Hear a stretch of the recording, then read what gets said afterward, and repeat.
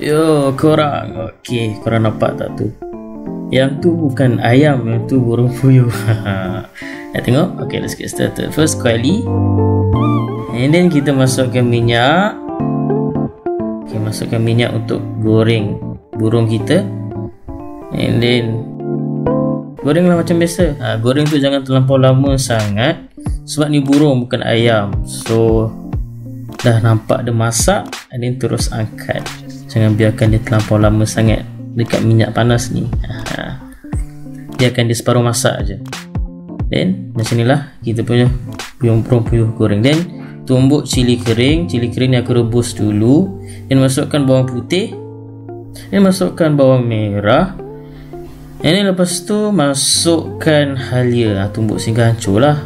Then kita masukkan minyak. Lepas tu kita tumis serai dulu. Lepas sehingga dia naik bau. Lepas dia naik bau baru kita tumis bahan-bahan yang kita tumbuk tadi. Tumis sehingga dia naik bau. Dan lepas tu masukkan sos tiram. Lepas tu masukkan kicap manis.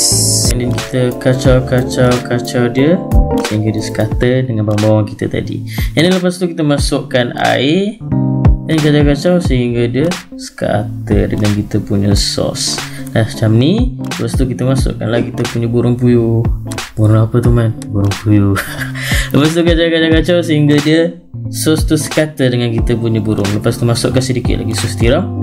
Dan masukkan sedikit kicap manis dan daun bawang dan sedikit air.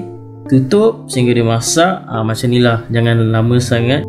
Lepas tu kacau dia sehingga sos dia tu sebati dengan isi burung. Okey, dah siap, sedia untuk dihidang. Senang kan?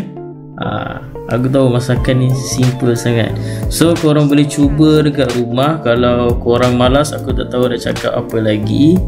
Macam ni lah bentuk dia. Okay guys, thank you for watching. Don't forget to subscribe, like, share and comment. Resepi ada kat bawah. See you soon.